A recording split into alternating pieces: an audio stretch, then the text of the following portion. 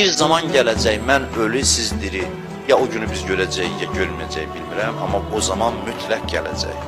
Heç kəsin buna şəkki olmasın. O nə zamandır? O elə zamandır ki, birinə desələr dinsiz, məlum olacaq ki, şəxsiyyətsiz adam. Birinə desələr dindar, məlum olacaq ki, şəxsiyyətli adam. Dindar deyən kim deyir? Hə, bu şəxsiyyətli adamdır. İndi belədir, xeyr, indi belədir. İndi dindarların içində çox şəxsiyyətsiz adamlar var, dinsizlərin içində çox şəxsiyyətli adamlar. Demirəm, amma dindarların əksəriyyəti, əstəğfurullah, elə deməm. Deyirəm, çoxdur belə adam. Əksəriyyət falan deyə bilmərəm. O faiz nisbətini mən bilmirəm. Amma bir gün gələcək, bu din çalxalanacaq, o ki, axirət zaman imtihanlardır.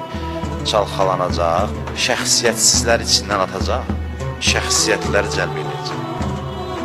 Bu mütləq olacaq, mütləq. Elə ki, şəxsiyyətsizləri atdı, çıxartdı içindən, qalacaq şəxsiyyətlilər və kənarda qalan dinsiz şəxsiyyətli adamlar, amma dinlər yox. Bunlar mütləq gələcəklər. Bunlar dini qəbul edəcəklər. Din güclü adamların əyninə biçilir.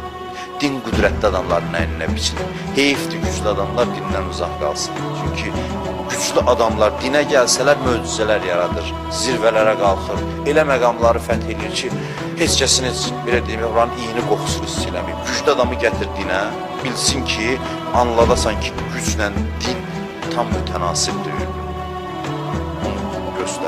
Gör nə edir. Bəzən biri səcdə edir Allaha. Deyir, Subhanə Rabbiyəl əla və bəhəmdə. Allah deyir, şuluq eləmə. Çəkib gedirəm. Nə üçün deyir? Deyir ki, sən bu səcdənin qiyməti yoxdur. Çünki sən elə hamının qabağında əyilirsən, bir də mən. Sən elə xislətin budur əyilmək. Gəlmirsən, indi burada oyun çıxartma, Subhanə Rabbiyəl əla. Sən hamının qabağında əyilən adamsan, boynu bükük adamsan, indi də həmin o xislətin gətirib səni mənim qabağımda səcdəyə salır. Sən zəifliyi səbəbindən gəlib səcdəyə düşmüsən. Sən səcdənin mənim üçün qiyməti yox. Sən öyrəşmirsən əyilməyə, indi gəlib burada əyilmirsən. Bu əyilməyin mənim üçün heç bir qiyməti yoxdur. Biri də var Əli əleyhissalamın səcdəsi. Həzrət Əli əleyhissalam. Heç kimə əyilməyən adamın gəlib Allah qabağında alnını yerə qoyması görməli mənzərədir. Ləzzətli səcdədir. Əsl mənasında səcdədir. Səcdə bu deməkdir əslində. Səcdənin mənası budur.